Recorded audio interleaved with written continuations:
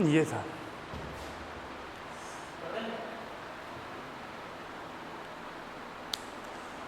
नमस्ते विद्यार्थियों, हमने पिछली 2 क्लास पढ़ चुके थे।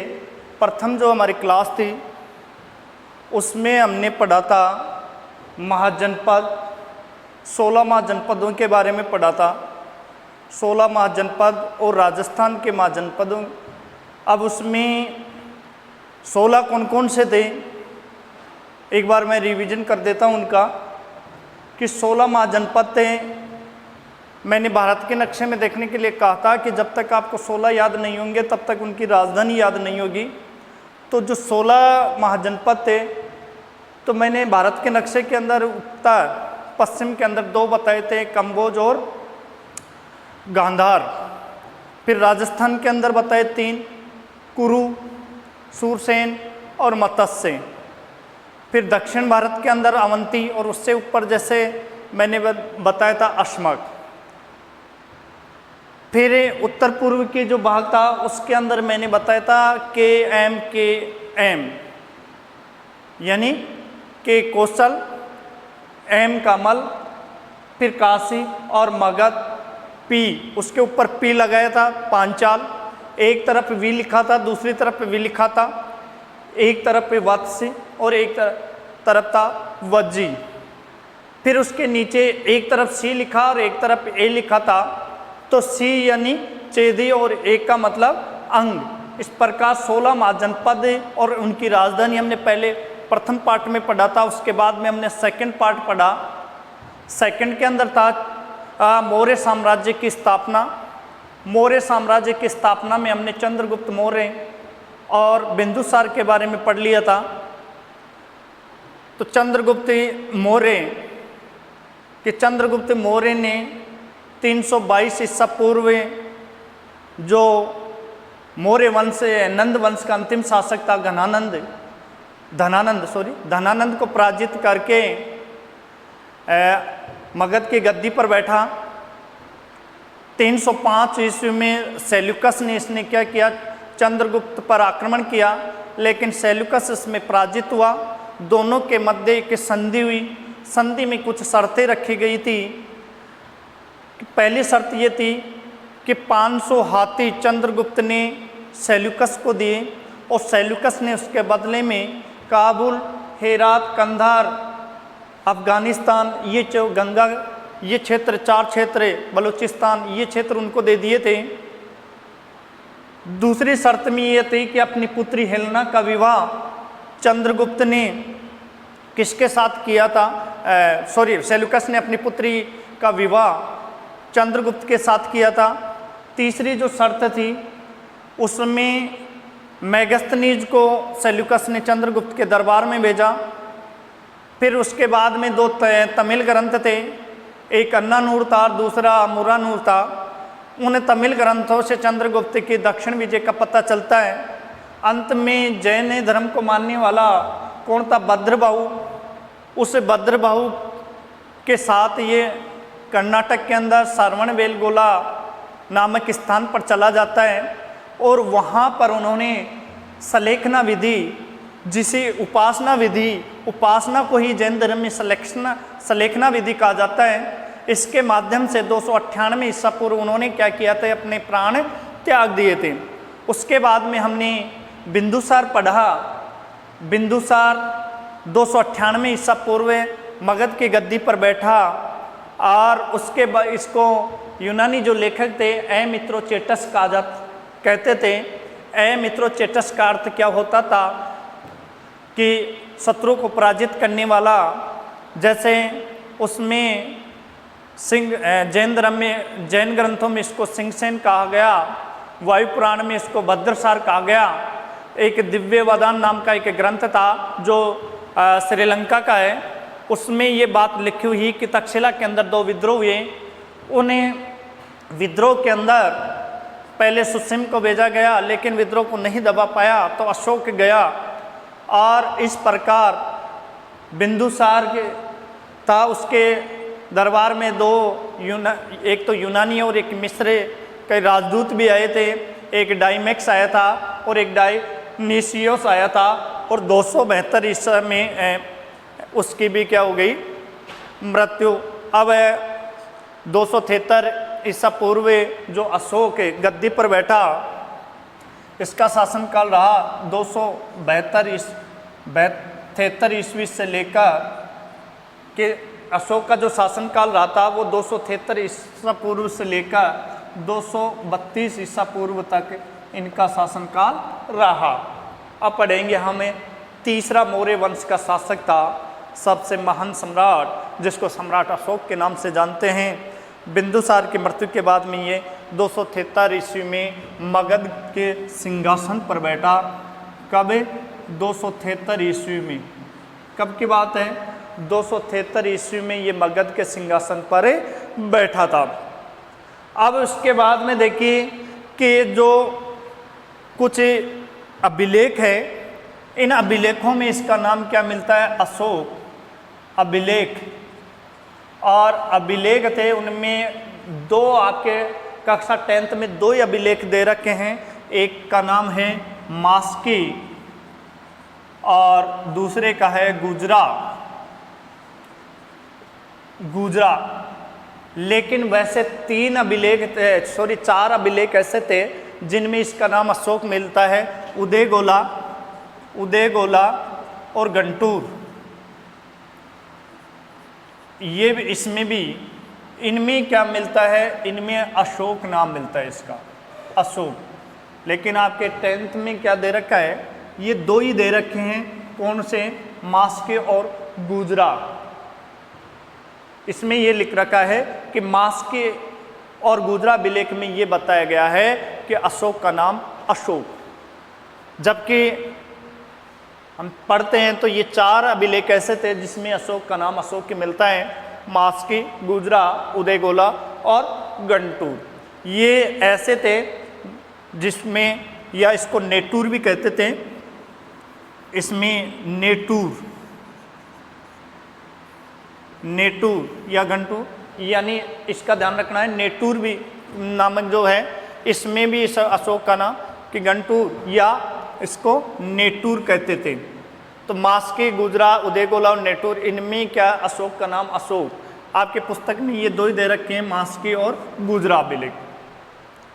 अब देखिए इसके बाद में कि इसको दो उपाधियां दी गई, उपाधि, और इसमें क्या था? देवा नाम प्रिय, और एक उपाधि क्या दी गई? देवा नाम प्रियदर्शी। ये दो उपाधियां भी दी गई थी अशोक को। कौन कौन सी? देवा नाम प्रिय और देवा नाम प्रियदर्शी, ये दो उपाधि अशोक को दी गई थी। फिर उन्होंने क्या किया कि विदिशा की एक राजकुमारी थी, विदिशा की जो राजकुमारी थी, राजकुमारी, उनसे विवाह किया और उस राजकुमारी से दो पुत्र, एक पुत्र और एक पुत्री हुई, जिसमें पुत्र का नाम था राहुल और पुत्री थी संघमित्रा।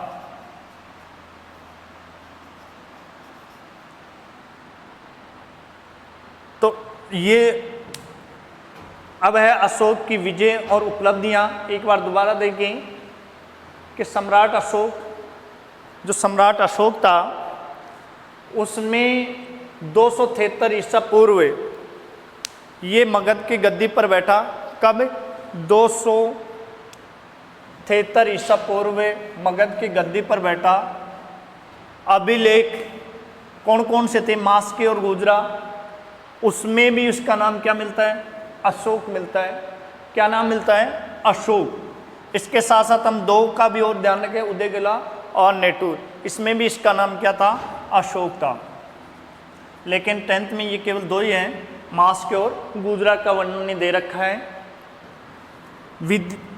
इसको दो उपाधियां दी गई थी, देवानाम प्रिय और देवानाम प्रियदर्शी। उपाधियां दो दी गई थी, देवानाम प्रिय और देवानाम प्रियदर्शी। विदिशा की जो राजकुमारी थी उससे उन्होंने क्या किया, विवाह किया।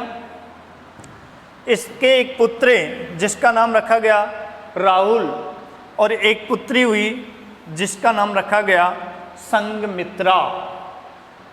तो आपको अशोक के बारे में क्या याद रखना है कि सबसे पहले तो ये गद्दी पर कब बैठा, 273 ईसा पूर्व बैठा। अभिलेखों में कौन कौन से अभिलेख, मास्की और गुजरा, जबकि मैंने 4 बताए, मास्की, गुजरा, नेटूर और उदयगोला, ये 4 बताएं। लेकिन आपके बुक में 2 दे रखे हैं, एक मास्की एक गुजरा।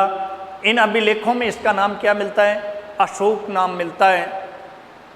इसको 2 उपाधियां दी गई थी, एक प्रियदर्शी, देवानाम प्रियदर्शी, और दूसरी दी गई थी देवानाम प्रिय। 2 उपाधियां दी गई, देवानाम प्रिय और देवानाम प्रियदर्शी की। इन्होंने विदिशा की राजकुमारी के साथ क्या किया, विवाह किया। उसके एक पुत्र का नाम क्या रखा गया, राहुल, और एक पुत्री जिसका नाम क्या रखा गया, संघमित्रा, जो बाद में ये कहाँ श्रीलंका बौद्ध धर्म का प्रचार प्रसार करने जाते हैं। तो इस प्रकार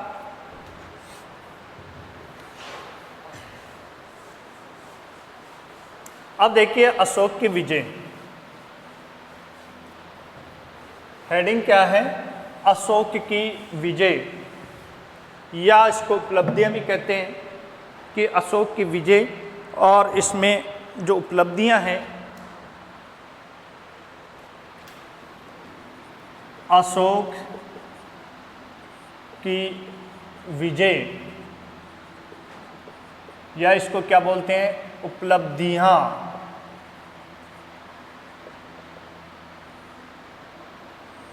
अशोक की विजय या उपलब्धियां। पहला क्वेश्चन क्या बनता है, अशोक के बारे में बताइए। तो वो पहले जो जितना मैंने बताया उतना लिखना है, क्या कि अशोक 273 ईसा पूर्व मगध की गद्दी पर बैठा। उसके बाद में कुछ अभिलेख ऐसे हैं 2 जिसमें उसका नाम अशोक मिलता है, मास्की और गुजरा। और उपाधियां कौन कौन सी दी गई, देवानाम प्रियदर्शी की, विदिशा की राजकुमारी के साथ विवाह किया, एक पुत्र और एक पुत्री का जन्म हुआ, पुत्र राहुल और पुत्री संघमित्रा। जबकि क्वेश्चन क्या आता है, अशोक की उपलब्धियां बताइए। वेरी इंपॉर्टेंट क्वेश्चन है, अशोक की विजय पूछ लें या उपलब्धियां। तो सबसे पहले अशोक ने किस पर विजय हासिल की थी, कश्मीर विजय। ए पॉइंट में हम क्या लिखेंगे, कश्मीर विजय, कि अशोक ने सबसे पहले कहाँ पर विजय प्राप्त की, कश्मीर पर। जब इसका राज्याभिषेक हुआ उसके 7 वर्ष पश्चात अशोक ने, क्या लिखोगे, राज्याभिषेक के 7 वर्ष पश्चात अशोक ने कश्मीर पर विजय प्राप्त की, विजय प्राप्त की। पहली लाइन मैंने क्या लिखी कि राज्याभिषेक के कितने वर्ष पश्चात, 7 वर्ष पश्चात अशोक ने कश्मीर पर क्या की, विजय प्राप्त की, कश्मीर घाटी में ही। दूसरी लाइन में क्या याद करना है कि कश्मीर घाटी में ही श्रीनगर की स्थापना की। दूसरा क्वेश्चन मान ले कि श्रीनगर की स्थापना किसने की, कि अशोक ने, या कश्मीर विजय के बाद में उन्होंने किसकी स्थापना की, श्रीनगर की। तो आगे वाली लाइन में क्या लिखोगे कि कश्मीर घाटी में ही उन्होंने क्या की, श्रीनगर की स्थापना की, तथा उसने आगे क्या, कश्मीर और एक क्षेत्र और था खोतान, कश्मीर और खोतान इन क्षेत्रों को भी उन्होंने क्या किया, उसमें अपने साम्राज्य में मिला लिया था। अपने साम्राज्य में मिला लिया, साम्राज्य में मिला लिया।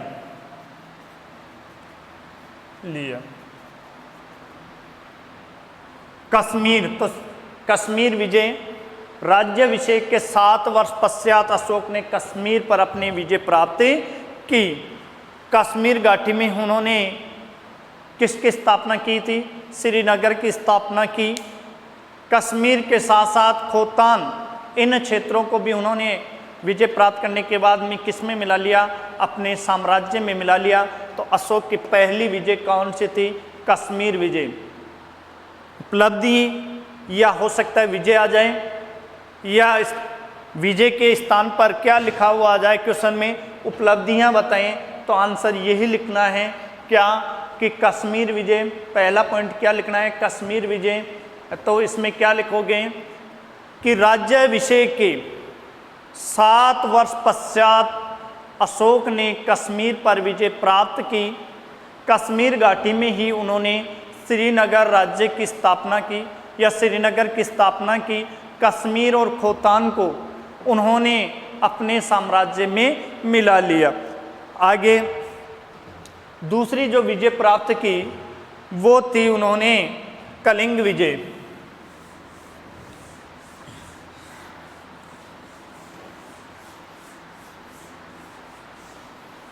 दूसरी विजय प्राप्त की वो क्या थी? कलिंग विजय। कलिंग विजय।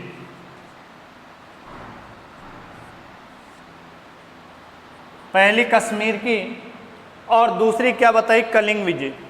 अब देखिए कि 100 जिसमें कलिंग विजय प्राप्त की उन्होंने, क्योंकि यहाँ पर कलिंग में क्या था कि ज़्यादातर हाथियों की संख्या थी, काफ़ी अपार धन संपत्ति को लूटने के कारण उन्होंने कलिंग पर आक्रमण करने की सोची थी। उस समय क्या था कि यहाँ कलिंग का जो शासक था वो किसको माना गया है? नंदराज को माना गया है यहाँ का शासक। तो ये था कि 261 ईसा पूर्व, 261 ईसा पूर्व अशोक ने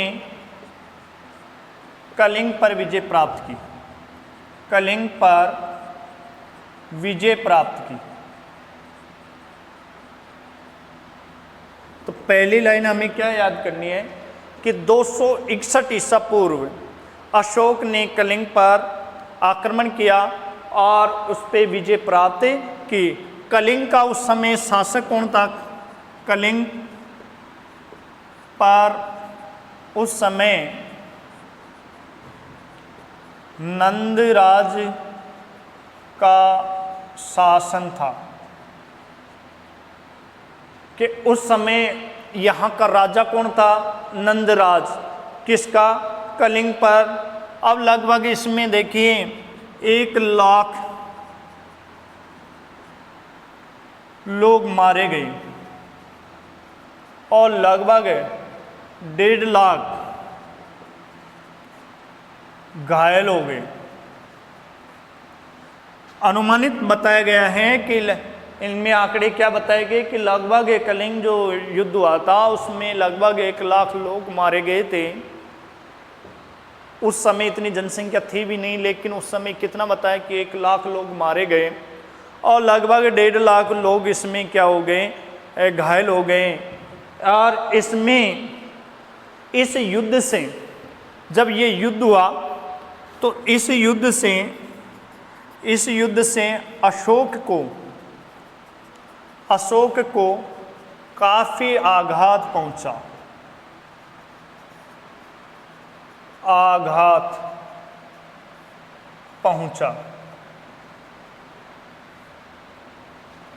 अब जब ये युद्ध हुआ, जब इसमें इतनी हानि हुई, जगह जगह लाश से दिखाई दे रही थी, तो ऐसे के अंदर अशोक को ये काफ़ी पीड़ा हुई, आघात पहुंचना की पीड़ा हुई और उन्होंने क्या किया?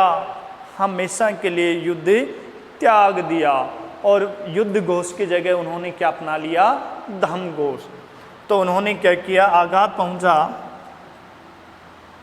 तो अशोक ने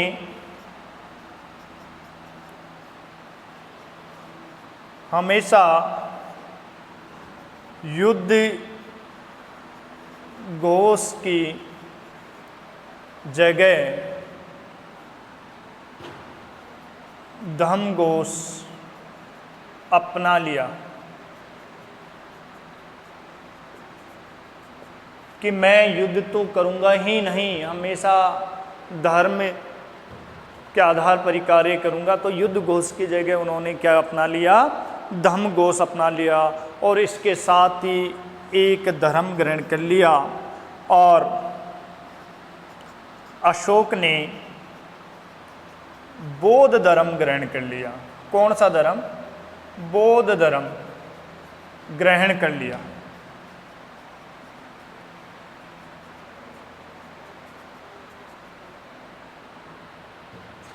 तो ये था कलिंग विजय। देखिए 261 ईसा पूर्व अशोक ने कलिंग पर क्या किया, विजय प्राप्त की, या कलिंग पर क्या किया, आक्रमण किया। और आक्रमण करके 261 ईसा पूर्व उन्होंने कलिंग पर विजय प्राप्त कर ली। कलिंग पर उस समय किसका शासन था, नंदराज का शासन था। किसका शासन था, नंदराज का शासन था। कि उस समय यहाँ का जो शासक था वो कौन था, नंदराज था कलिंग का। कहा जाता है कि इस युद्ध के अंदर कितने लोग, 1 लाख लोग मारे गए और लगभग 1.5 लाख, जो 1.5 लाख लोग थे, उन 1.5 लाख लोग ये क्या हो गए, घायल हो गए, या इसको बंदी बना ली। कुछ लोगों को बंदी भी बना लिया था, लेकिन ये घायल 1 लाख मारे गए, जगह जगह लाशें पड़ी। ऐसी स्थिति में उनके क्या हुआ कि अशोक हमेशा के लिए उन काफ़ी पीड़ा हुई, काफ़ी आघात पहुंचा और उन्हें हमेशा के लिए युद्ध त्याग दे दिया। युद्ध घोष की जगह उन्होंने क्या अपना लिया, धम्म घोष। धम्म घोष उन्होंने युद्ध धम्म घोष की जगह क्या, युद्ध घोष की जगह धम्म घोष अपना लिया। और अशोक ने एक धर्म ग्रहण कर लिया। वो धर्म कौन सा था, बौद्ध धर्म ग्रहण कर लिया। तो ये थे कलिंग। पहली हमने कौन सी विजय पढ़ी अशोक की, कश्मीर विजय। कश्मीर में मैंने क्या बताया कि 7वें राज्याभिषेक के 7वें वर्ष पश्चात कश्मीर पर उन्होंने आक्रमण किया और आक्रमण करके वहाँ पर विजय हासिल की। कश्मीर घाटी में ही उन्होंने किसकी स्थापना की, श्रीनगर की स्थापना की। कश्मीर और खोतान को फिर किस में मिला लिया, अपने साम्राज्य में मिला लिया। ये उनकी पहली विजय थी। दूसरी विजय उन्होंने कहाँ पर हासिल की, कलिंग पर, कि कलिंग 261 ईसा पूर्व कलिंग पर उन्होंने विजय प्राप्त की या कलिंग पर आक्रमण किया। उस समय यहाँ का शासक कौन था, नंदराज था। उस समय कलिंग का जो शासक था वो नंदराज था। इसमें कहा जाता है कि लगभग 1 लाख लोग मारे गए और 1.5 लाख लोग इसमें क्या हो गए, घायल हो गए। और इसके कारण अशोक को काफ़ी पीड़ा यानी काफ़ी आघात पहुंचा और अशोक ने हमेशा के लिए युद्ध नीति को त्याग दिया, यानी युद्ध घोष की जगह उन्होंने क्या अपना लिया, धम्म घोष अपना लिया। और फिर उसके बाद में उन्होंने एक धर्म ग्रहण किया जिस धर्म का नाम क्या था, बौद्ध धर्म। कौन सा धर्म ग्रहण किया, बौद्ध धर्म उन्होंने ग्रहण किया। अब आते हैं इसके गुफाओं का निर्माण कि क्या उपलब्धि रही, तीसरी उपलब्धि या विजय।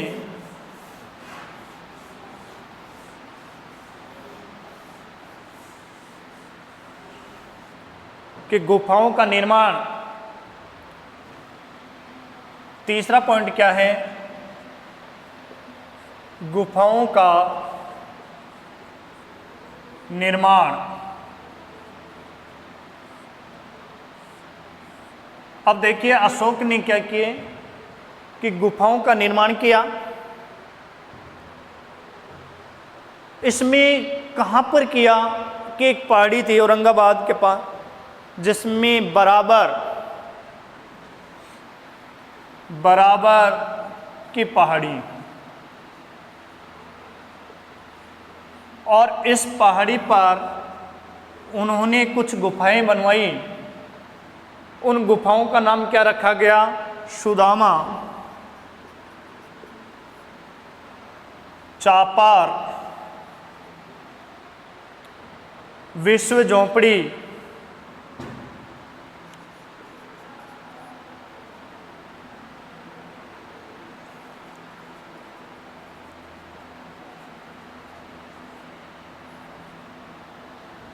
सुदामा, चापार, कर्ण और विश्व झोंपड़ी, ये 4 गुफाओं का उन्होंने क्या किया? निर्माण करवाया। किसने? अशोक ने। तो तीसरी उपलब्धि क्या थी? यहाँ पर विजय नहीं थी कि केवल एक उपलब्धि प्राप्त की उन्होंने कि बराबर की जो पहाड़ियाँ थी उस पर 4 गुफाएं बनवाई। 4 गुफाओं में अपने को नाम याद रखना है। पहली गुफा सुदामा, दूसरी क्या? चापार, कर्ण और विश्व झोंपड़ी।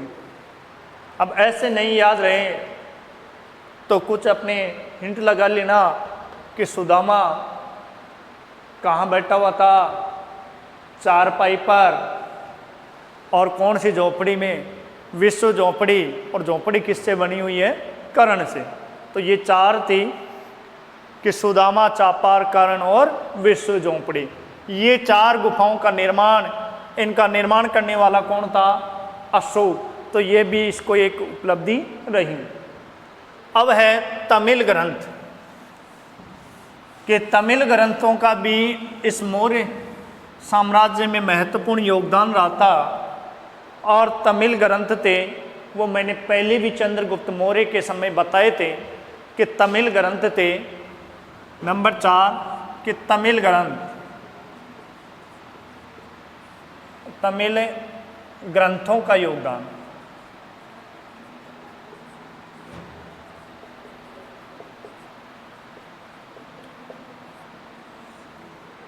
तमिल ग्रंथ, इतना ही लिख लेना कि तमिल ग्रंथ। अब इसमें तमिल ग्रंथ कौन कौन से थे कि ये मौर्य साम्राज्य में एक उपलब्धि, महत्वपूर्ण उपलब्धि बताते हैं कि जो दक्षिण विजय हासिल करते हैं उनके बारे में। ये तमिल ग्रंथ 2 बताए थे मैंने। एक का नाम था अन्नानूरू, अन्नानूरू, और दूसरे का नाम क्या था? मुन्नानूरू, के 2 तमिल ग्रंथ थे। एक का नाम अन्नानूरू और दूसरे का नाम मैंने क्या बताया? मुन्नानूरू। ये तमिल ग्रंथ थे। इन्हें तमिल ग्रंथों से हमें तमिल ग्रंथ, और इन तमिल ग्रंथों से हमें क्या मिलती है? दक्षिण विजय, दक्षिण विजय का पता चलता है, विजय का पता चलता है।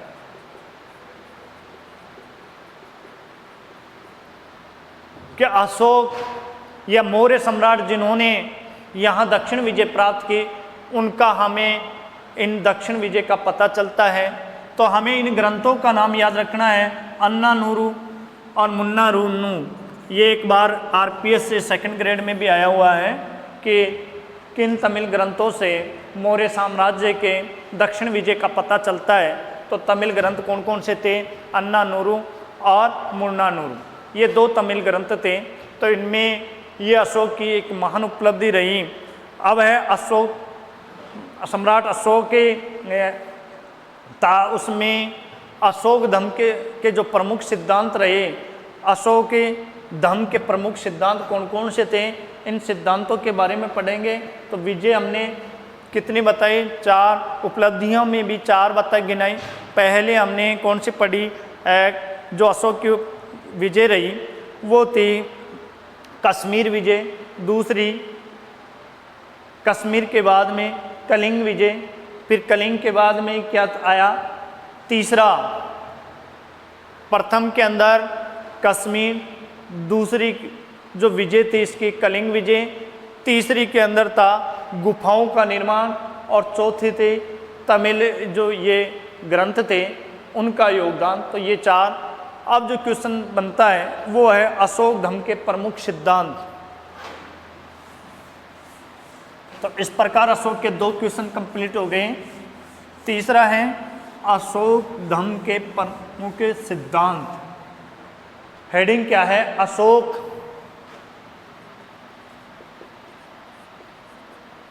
धर्म के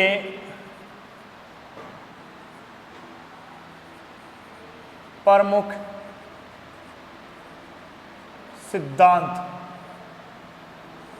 अशोक धर्म के प्रमुख सिद्धांत कि अशोक धर्म के प्रमुख सिद्धांत कौन कौन से थे, उन सिद्धांतों के बारे में पढ़ेंगे कि जो सिद्धांत थे वो उसमें प्रमुख सिद्धांत निम्न बताए गए हैं। जैसे पहला जो सिद्धांत बताया धर्म का कि पाप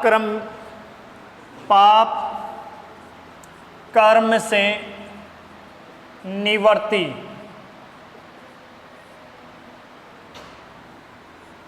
पाप कर्म से निवर्ती पहला उन्होंने सिद्धांत, धर्म का सिद्धांत कि जब तक आप पाप कर्मों से निवर्त नहीं होगे, पाप कर्मों से दूर नहीं होगे, तब तक आप धर्म के मार्ग पर नहीं चल सकते। नंबर 2 विश्व कल्याण। विश्व कल्याण, जिस व्यक्ति के अंदर स्वार्थ की भावना होगी तो वो धर्म के रास्ते पर नहीं चल सकता। तो इसमें क्या बताया, अशोक के बारे में क्या कहा गया अशोक के धर्म के सिद्धांत में कि विश्व हमेशा अपने स्वार्थ की न सोचकर पूरे विश्व के कल्याण की सोचे। विश्व का कल्याण कैसे हो उसके बारे में सोचेगा जब भी धर्म की उन्नति होगी। नंबर 3 में था दया। नंबर 3 कौन सा था? दया, कि हर मनुष्य के प्रति दया का भाव होगा जब ही जाके धर्म की उन्नति होगी। प्रथम में हमने क्या पढ़ा? अशोक के धर्म के प्रमुख जो सिद्धांत पढ़ रहे हैं धर्म के कि पाप कर्म से निवर्ती, कि जब तक पाप कर्मों से निवर्त नहीं होंगे तब तक धर्म की उन्नति नहीं हो सकती, धर्म के रास्ते पर नहीं चल सकता। दूसरे में यह है विश्व कल्याण, जब मनुष्य अपने स्वार्थ की जब तक सोचेगा तब तक वो विश्व का कल्याण या दूसरों का कल्याण नहीं हो सकता। तो हमेशा दूसरों के बारे में सोचेगा, विश्व कल्याण की भावना रखेगा, तभी वो धर्म में आगे उन्नति कर सकता। तीसरे में क्या बताया? दया भाव, मनुष्य के प्रति कैसा भाव होना चाहिए? दया भाव होना चाहिए। ऐसे में ही उन्होंने चौथा है दान। दान कि हमेशा जो निर्धन व्यक्ति है उनको कुछ सहायता करनी चाहिए, दान देना चाहिए। धर्म का जब भी विकास होगा, धर्म जब भी आगे बढ़ेगा। फिर है समय और पांचवा क्या बताया? समय और कर्म शुद्धि,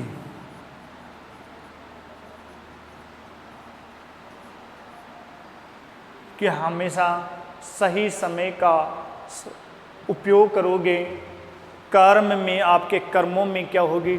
शुद्धि, अच्छे कर्म करोगे तभी जाके आप क्या है धर्म के रास्ते को आगे बढ़ा सकते हैं।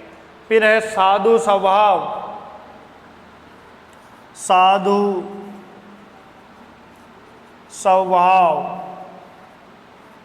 कि आपका स्वभाव कैसा होना चाहिए? साधु स्वभाव, कल्याणकारी कार्य, कल्याणकारी कार्य कि आपका भाव कैसा होना चाहिए? कल्याणकारी कार्य करने जैसा, तथा कि साधु स्वभाव और काम कैसा होना चाहिए, कल्याणकारी कार्य जैसे। अगला है कि हमेशा आप क्या करोगे कि मानव माता पिता, हमेशा क्या करना है, माता पिता, क्या करना है, माता पिता व अन्य बड़ों का आदर करना।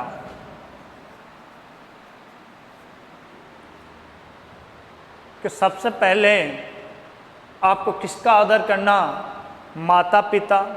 माता पिता के बाद में जो भी है चाचा ताऊ दादा दादी, ये जो भी आपके, तो उनमें क्या कहा कि बड़ों का आदर करना। तब तक तो इनमें ये क्या है, आदर करना चाहिए।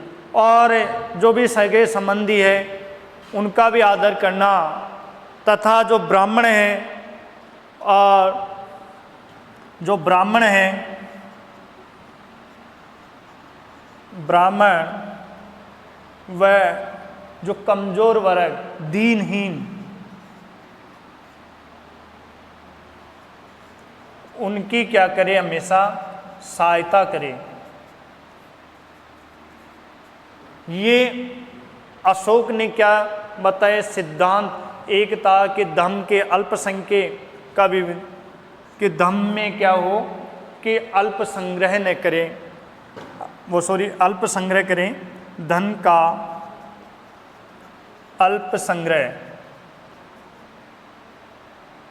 करे, ज़्यादा संग्रह न करे, जितनी ज़रूरत हो उतना ही संग्रह करे, आवश्यकता से ज़्यादा संग्रह न करें। तो ये थे अशोक धम्म के प्रमुख सिद्धांत। प्रथम क्या था, पाप कर्म से निवृत्ति। दूसरा क्या था, विश्व कल्याण की भावना रखें। तीसरे में दान, दया का भाव रखें, हर मानव के प्रति कौन सा भाव रखें, दया का भाव रखें। दान जो निर्धन व्यक्ति है उनको क्या दान दें। समय और कर्म शुद्धि, कि समय का ध्यान रखेंगे, अपने कर्मों में शुद्धिकरण करें, अच्छे कर्म करें ताकि दूसरे को क्या नुकसान न पहुँचे। भाव कैसा होना चाहिए आपका, साधु स्वभाव, किसी को ऐसे शब्द नहीं बोले जिसे दूसरे की मान हानि हो। तो उसका स्वभाव, उस सामने वाला भी यदि कुछ कह रहा है तो उनको सामना न करें, उनको उत्तर न दें, कि यानी भाव ऐसा रखे साधु स्वभाव। जैसे साधु को कुछ कहे, आते जाते कुछ भी कहे लेकिन वो मौन रहता है, तो आपको कौन सा भाव रखना चाहिए कि साधु स्वभाव और कल्याणकारी कार्य आपको करने हैं।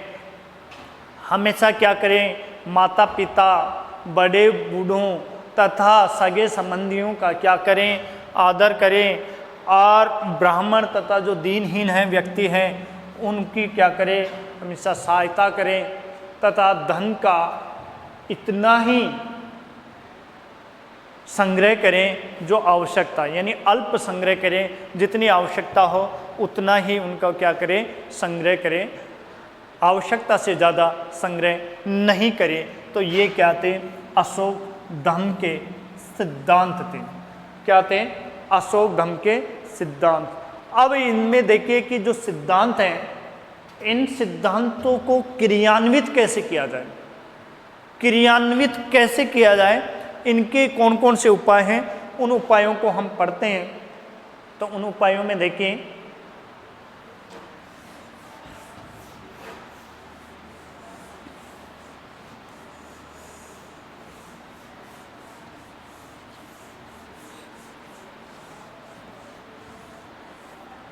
अगला जो ये अशोक के धम्म चल रहा है, धम्म में क्रियान्वित करवाना, धम्म को क्रियान्वित करवाना, क्रियान्वित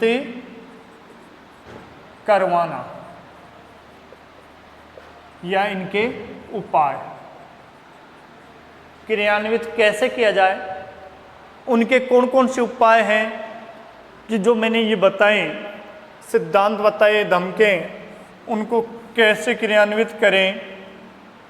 पहला इसमें बताया कि किसी भी यज्ञ के लिए जो यज्ञ हो रहा है उसमें पशु बलि न दी जाए, कि कोई भी यज्ञ करें, आप अच्छे कर्म के लिए कोई यज्ञ कर रहे हैं तो उसमें किसकी बलि नहीं दें, पशु बलि।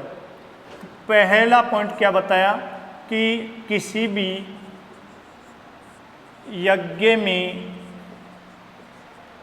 पशु बलि नहीं दे।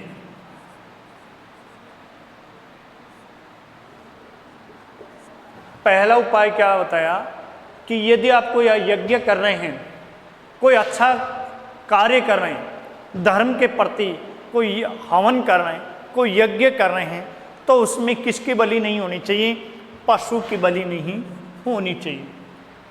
किसकी बलि बताएं, पशु की बलि नहीं होनी चाहिए। दूसरे में क्या बताया, अशोक ने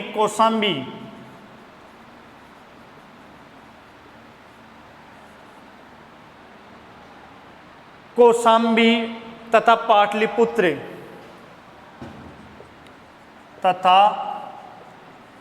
पाटलिपुत्र किस किस की बात कर रहे हैं, अशोक ने कौशाम्बी और पाटलिपुत्र के महामात्रों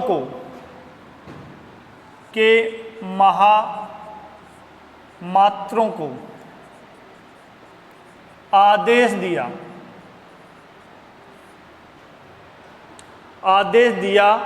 कि संघ में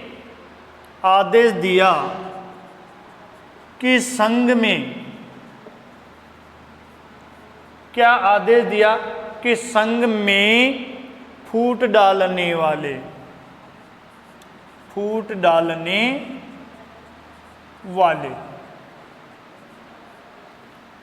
अशोक ने कौशाम्बी तथा पाटलिपुत्र के महामात्रों, ये एक पद हुआ करता था, तो उनको क्या महामाते या महामात्रों को आदेश दिया कि संघ में जो भी फूट डालता है, फूट डालने वाले जो भी भिक्षु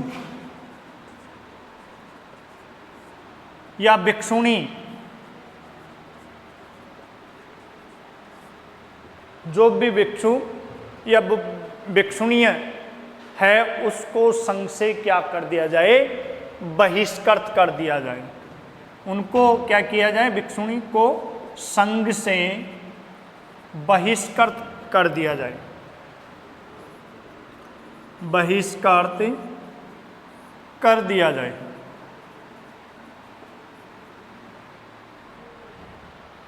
अशोक ने कौन कौन से स्थान की बात की है, कौशाम्बी और पाटलिपुत्र,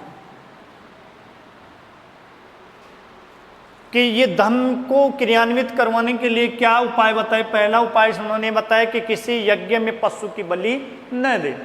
दूसरे में क्या बताया, अशोक ने कौशाम्बी, एक स्थान का नाम क्या था, कौशाम्बी, दूसरे स्थान का नाम क्या बताया, पाटलिपुत्र। इनके महामात्र, एक पद हुआ करता था सेनापतियों का, जो उनको क्या किया, आदेश दिया। क्या आदेश दिया कि संघ में फूट डालने वाले, कि हमारा जो संघ है उस संघ के अंदर जो बौद्ध धर्म को मान रहे हैं, बौद्ध धर्म का एक संघ बना हुआ है, उस संघ में यदि कोई भिक्षु है या भिक्षुणी फूट डालने का प्रयास कर रहा है तो उसको क्या करे, संघ से बहिष्कृत कर दिया जाए। तो इस प्रकार ये थे क्या, दो। अब है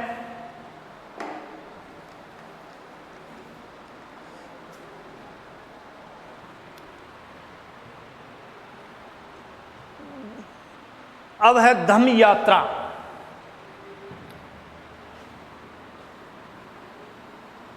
तीसरे, एक हो गया, दो, और तीसरा धम्म यात्रा। अब देखिए इसके अंदर की धम्म यात्रा क्या थी।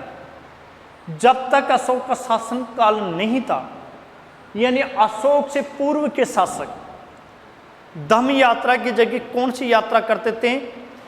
विहार यात्राएं। कौन सी यात्राएं? क्या लिखोगे?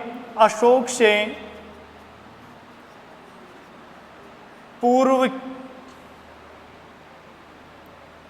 पूर्व के शासक, अशोक के पूर्व शासक अशोक से पूर्व के शासक विहार यात्राएं करते थे, विहार यात्राएं करते थे। अब क्वेश्चन ये आता है कि ये विहार यात्राएं क्या थी? इनमें क्या था कि पशु की बलि दी जाती थी, पशुओं की बलि दी जाती थी।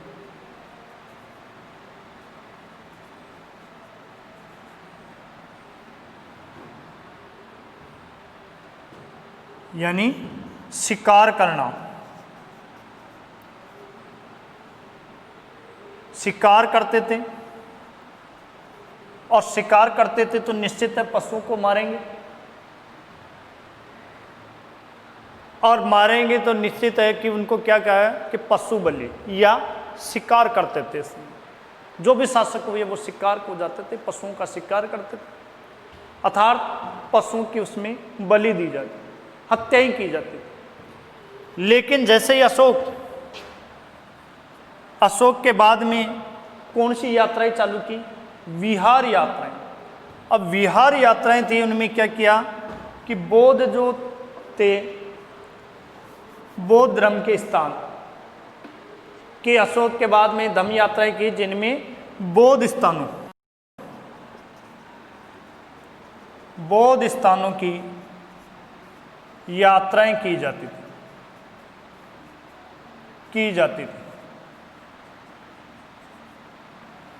कि जितने भी बौद्ध धर्म से जुड़े हुए स्थान थे उनकी यात्राएं की जाती थी।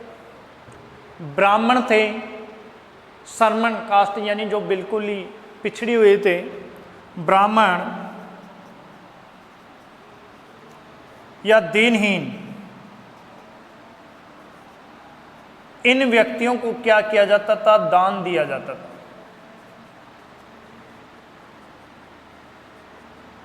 आ रहा है समझ में? क्या था कि धम्म यात्रा क्या थी?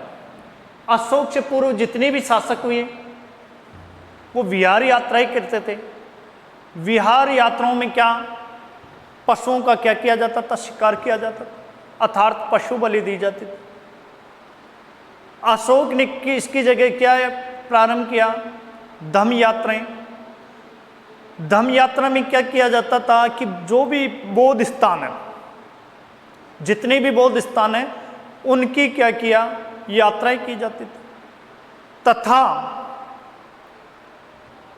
वो इनमें यात्राओं के साथ साथ जो ब्राह्मण थे, दीनहीन व्यक्ति थे, जिनको दान दिया जाता था। इसके बाद में है अनुसंधान। तो ये तीन हो गए कि पहले में किसी भी यज्ञ में पशु बलि नहीं दे।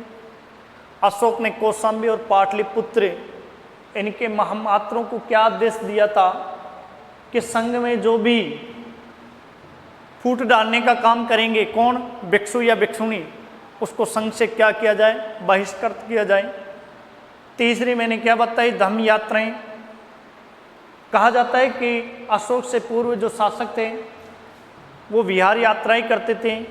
विहार यात्राओं में शिकार अर्थात पशु बलि दी जाती थी। लेकिन इसकी जगह अशोक ने विहार यात्रा की जगह क्या किया? धम्म यात्राएं प्रारंभ की। धम्म यात्रा में बौद्ध स्थानों की यात्राएं की जाती थी। बौद्ध और उसके साथ ही ब्राह्मण और दीनहीनों को दान दिया जाता था। अब है अनुसंधान।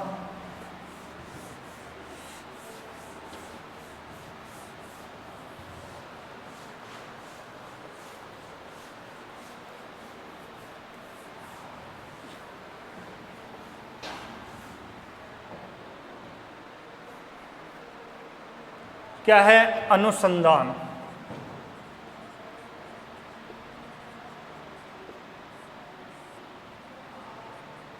अगला चौथा पॉइंट क्या था? अनुसंधान। धम्म यात्रा के बाद में अनुसंधान। अशोक के काल में राज्य के कर्मचारी, अब अशोक का जो शासनकाल था, अशोक के शासनकाल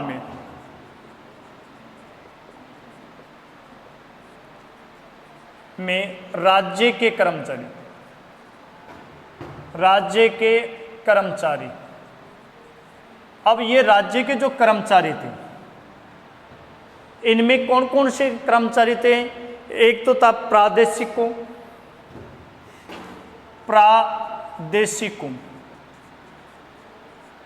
ये पद हुआ करता था। राजुकों,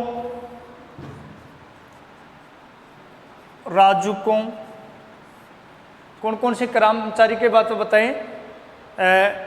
प्रादेशिकों, राजुकों और युक्तों।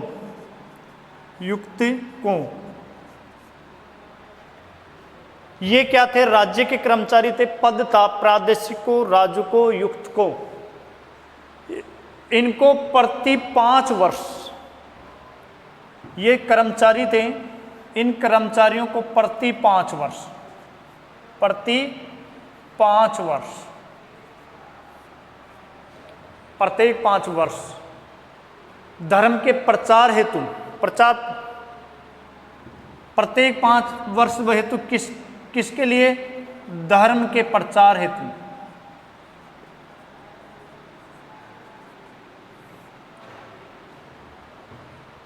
राज्य के कर्मचारी थे। कौन कौन से कर्मचारी? प्रादेशिकों, राजुकों, युक्तकों। इनको प्रति 5 वर्ष तक धर्म के प्रचार हेतु यात्रा पर भेजा जाता। ये धर्म का प्रचार करने के लिए जाते थे। किस पर? यात्रा पर भेजा जाता था।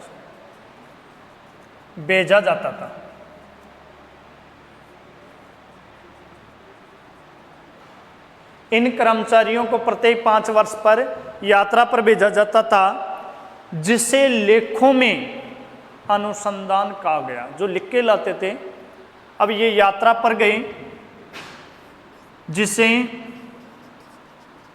लेखों में अनुसंधान कहा गया है।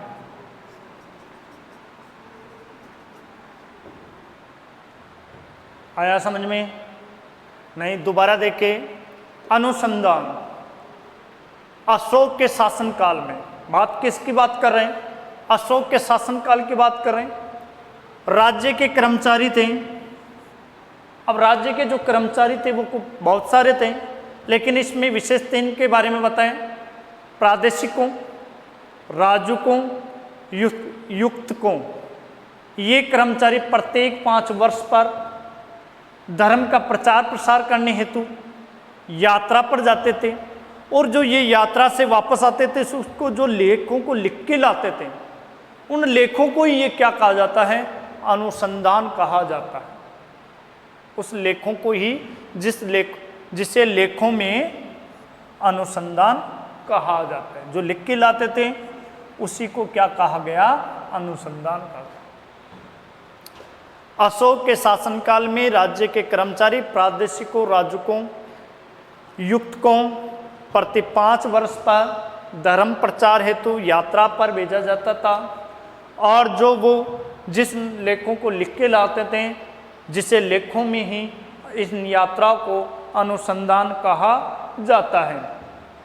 तो इस प्रकार ये क्रियान्वित करवाने के लिए अशोक के थे। और उसके बाद में एक अभिलेख आते हैं कि अशोक के अभिलेखों को सर्वप्रथम जेम्स प्रिंसेप ने 1837 में पढ़ा था, और इनमें जो मुख्य अभिलेख हैं, जैसे ये बताया था कि मनसेरा और शाहबाज गढ़ी, जो 2 भाषाओं में, किन किन भाषाओं में, तो इनके बारे में और है। तो ये क्रियान्वित करवाने के उपाय थे।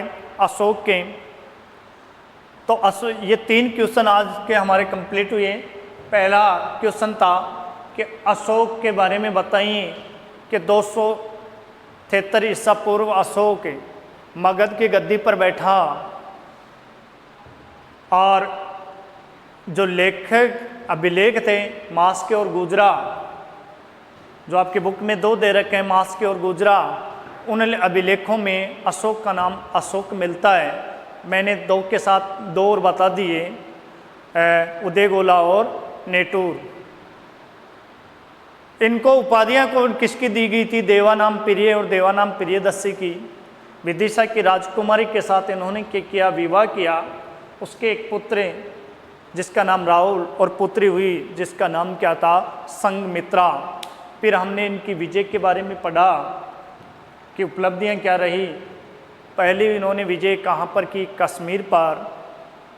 और कश्मीर जैसे राज्याभिषेक के 7वें वर्ष पर उन्होंने कश्मीर पर आक्रमण किया।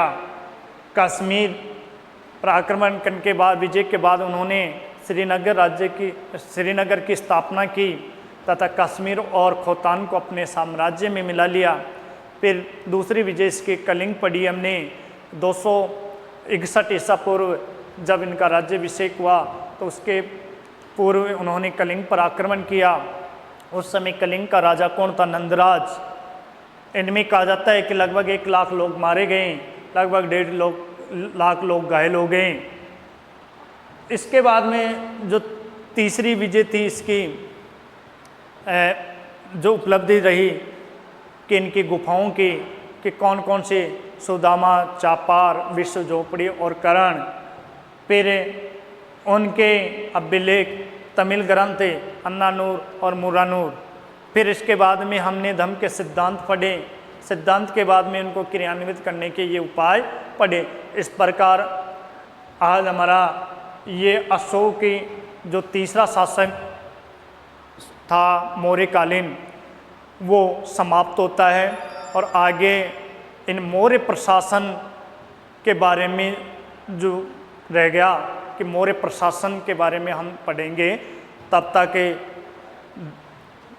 धन्यवाद। जय हिंद, जय भारत।